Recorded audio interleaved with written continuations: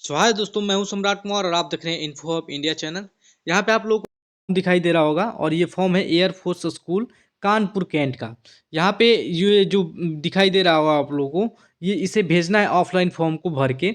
और ये फॉर्म है जो ऑनलाइन अप्लीकेशन फॉर्म इसका नहीं होगा, इसका सिर्फ ऑफलाइन फॉर्म है। तो ये वैकेंसी निकाली गई है कानपुर के कैंट के द्वारा एयरफोर्स स्कूल में।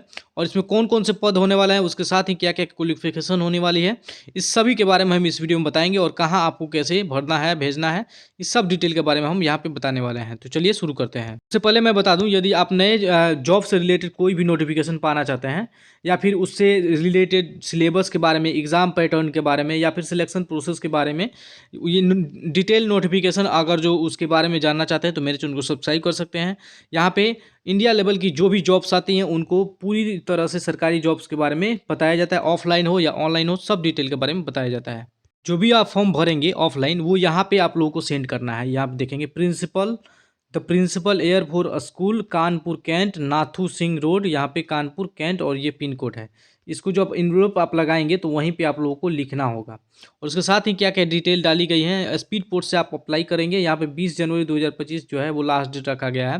और यहाँ पे कौन कौन से पोस्ट हैं वो हम बता देते हैं सब। इससे पहले मैं बता दूं आप लोगों को, यहाँ पे टू सेल्फ अटेस्टेड जो है इन्वेलप आप लोगों को इसमें लगाना है स्टाम्प के साथ। स्टाम्प एक आता है, स्टाम्प उसको लगवाएंगे और उसके साथ ही इन्वेलप लेंगे। दो ठो इन्वेलप अलग से लेंगे और उसके साथ ही एक फॉर्म जो होगा वो फॉर्म वाला इन्वेलप लेंगे, उसमें दो ठो फॉर्म और उसके साथ ही दो इन्वेलप और उसके साथ ही फॉर्म को अटैच करके इसमें रखेंगे। और वहाँ से उधर से जब आप लोगों का एडमिट कार्ड आना होगा तो ये जो नीचे एडमिट कार्ड है वो एडमिट कार्ड आप लोगों को आएगा यहाँ पे।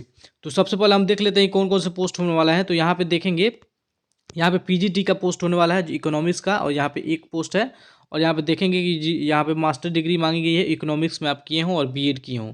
उसके साथ ही पीजीटी का एक और वैकेंसी है जो कि फिजिकल एजुकेशन में है, कॉन्ट्रेक्चुअल बेसिस पे है। और यहाँ पे 35,000 सैलरी होने वाली है, मास्टर डिग्री होनी चाहिए, और यहाँ पे बीएड यूजीसी के माध्यम से एमएड किए हों, आप बीएड किए हों तभी आप भर सकते हैं। उसके साथ ही यहाँ पे एक और पीजीटी के कंप्यूटर शिक्षक का है, और यहाँ 35,000 सैलरी होने वाली है। आप एमसीए या एमएससी कंप्यूटर के क्षेत्र में अगर जो कुछ भी कोई डिग्री किए हैं तो आप भर सकते हैं यहाँ पे फॉर्म को। यहाँ पे टीजी की भी वैकेंसी है जो कि 33,000 सीट है, 33,000 सैलरी है। और यहाँ पे एक सीट है संस्कृत की है, और यहाँ पे मास्टर डिग्री आपकी होनी चाहिए। और उसके साथ ही 50% जो यूजीसी से जो नेट क्वालिफाई करते हैं वो को होना चाहिए। यहाँ पे आगे देखेंगे, यहाँ पे टीजी की 1 है, और यहाँ पे 33,000 सैलरी है कंप्यूटर शिक्षक की। ये देख लेंगे आप। यहाँ पे पीजीडीसीए या फिर बीएड किए हों डिग्री, और बीए डिग्री नहीं होना चाहिए, यहाँ पे बीए डिग्री मैंडेटरी नहीं है। लेकिन यहाँ पे पीजीडीसीए या एमसीए या फिर बीसीए कोई भी किए हैं तो आप यहाँ पे फॉर्म को भर सकते हैं। यानी कि मास्टर डिग्री होनी चाहिए, बीसीए नहीं एमसीए होनी चाहिए। इसके अलावा यहाँ पे मैथ का भी टीचर के लिए मांगा गया है मास्टर डिग्री। और उसके बाद से जो डिटेल है वो यहाँ पे एनटीटी का एक आता है कॉन्ट्रेक्चुअल बेसिस पे, 18,000 सैलरी है, और यहाँ पर सीनियर सेकेंडरी होनी चाहिए। और जो नर्सरी का एक एलिमेंट्री एजुकेशन जो आता है +2 के लिए, आप लोग जो डीएलएड जिसे हम लोग कहते हैं वो आप किए हों तब इसमें नर्सरी के में पढ़ाने के लिए आप लोगों को मौका मिलेगा। यहाँ पे जो वैकेंसी है वो टीचर लेवल की है। अब हम बात करते हैं क्लर्क की वैकेंसी। यहाँ पे क्लर्क की एक पोस्ट है और यहाँ पे 14,500 आपकी सैलरी होने वाली है। उसके साथ ही यहाँ पे ग्रेजुएट आप होने चाहिए, और टाइपिंग आपकी 40 वर्ड पर मिनट इंग्लिश में होनी चाहिए। आपकी जो उम्र है वो 25 से 50 साल होनी चाहिए। अगर जिसके बीच में है तो आप अप्लाई कर सकते हैं आर्मी स्कूल में। और यहाँ पे अगला जो है हेल्पर का है। आप हेल्पर में 2 सीटें हैं मेल के लिए और 1 सीट है फीमेल के लिए। ये सब जो मैं पोस्ट बता रहा हूँ वो कॉन्ट्रेक्चुअल पोस्ट हैं, और आप ये इसमें भरेंगे तो कॉन्ट्रेक्चुअल 11 महीने के लिए आप लोगों की जो है वो जॉब लगेगी। और उसके साथ ही आगे बढ़ जाता है ये डेट, लगभग ख़त्म नहीं होता है कॉन्ट्रेक्चुअल बेसिस पे। लगभग यहाँ पे देखेंगे 13,000 की सैलरी है। और इस पे यहाँ पे एजुकेशनल नहीं मांगा गया, यानी कि बिना एजुकेशन का आप फॉर्म को भर सकते हैं। उम्र आपकी 21 से 40 साल है तो आप फॉर्म को भर सकते हैं।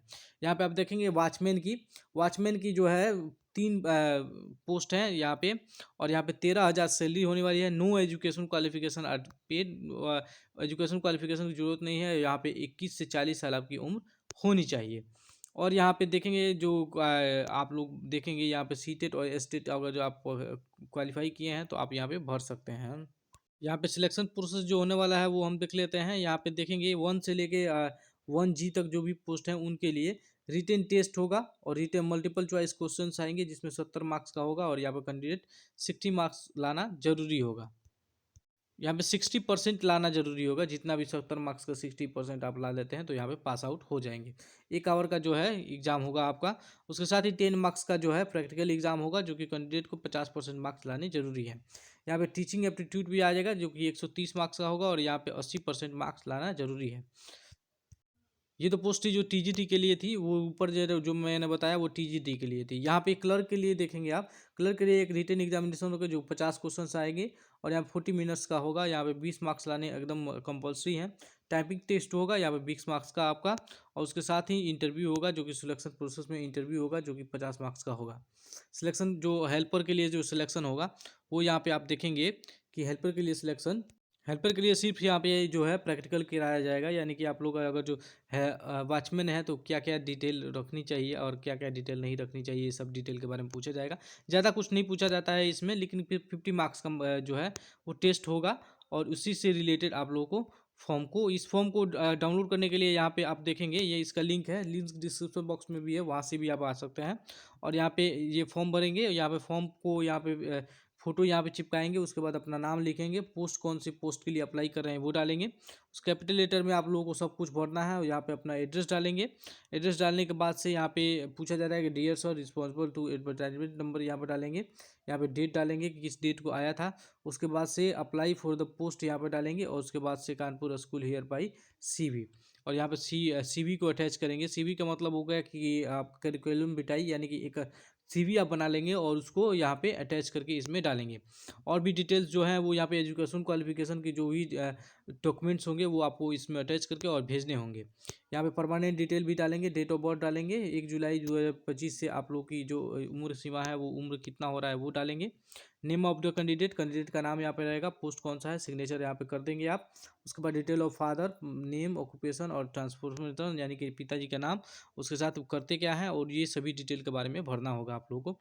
यहाँ पे मैट्रिक कितना कब किए हैं, कौन से सब्जेक्ट से किए हैं, कब साल पास किए हैं, कितना परसेंट लाए हैं, सब कुछ यहाँ पे 12th भी बताना होगा, BCom भी बताना होगा, MCom किए हैं तो MCom भरना होगा, और एनी अदर डिग्री है तो एनी अदर डिग्री देंगे, B.Ed किए हैं तो B.Ed का भी देंगे। ये TGT के लिए है। अगर जो सफाई कर्मी के लिए भर रहे हैं, यानी कि हेल्पर के लिए भर रहे हैं, सॉरी हेल्पर के लिए भर रहे हैं, या फिर आप वॉचमैन के लिए भर रहे हैं, तो ये सभी डिटेल अगर जो आपके पास नहीं भी है तभी इसमें कोई दिक्कत नहीं है, आप फॉर्म को भर के और भेज सकते हैं। यहाँ पे नेम ऑफ द कैंडिडेट यहाँ पे डालेंगे, पोस्ट डालेंगे, और यहाँ पे वर्किंग अगर जो टीचिंग एक्सपीरियंस है तो यहाँ पे दे सकते हैं। लेकिन यहाँ पे जो मैंने बताया डॉक्यूमेंट्स आपको अटैच करने होंगे। यहाँ पे अगर जो कोई गेम उम खेले हैं तो गेम का भी लगा सकते हैं। को एथलेटिक एक्टिविटी, अगर जो कुछ अलग से एक्टिविटी है, NCC किए हैं तो यहाँ पे लगा सकते हैं। उन लोगों को ज़्यादा प्रेफरेंस दिया जाता है। और यहाँ पे हॉबीज़ भी डालनी है आपको, अब यहाँ पे विशेष भी डालनी है, और यहाँ पे रेफरेंस जो मेंशन करना है, यानी कि एक आदमी का नाम डालना है जो कि आपको पूरी तरह से जानता हो, अच्छी तरह से पहचानता हो, उनके पास फ़ोन होना आएगा। और यहाँ पे अपना सिग्नेचर करेंगे, यहाँ पे प्लेस डालेंगे जहाँ से अप्लाई कर रहे हैं, प्लेस डालेंगे, और उसके बाद से आप लोगों को बताया है, मैंने पहले ही बताया कि इस डिटेल पे आप लोगों को भेज देना है। तो आशा करता हूँ ये वीडियो आपके लिए अच्छा लगा होगा। अच्छा लगा हो तो इस चैनल को सब्सक्राइब करिए, बेल आइकन प्रेस करिए। मिलते हैं अगले वीडियो में, तब तक के लिए बाय बाय।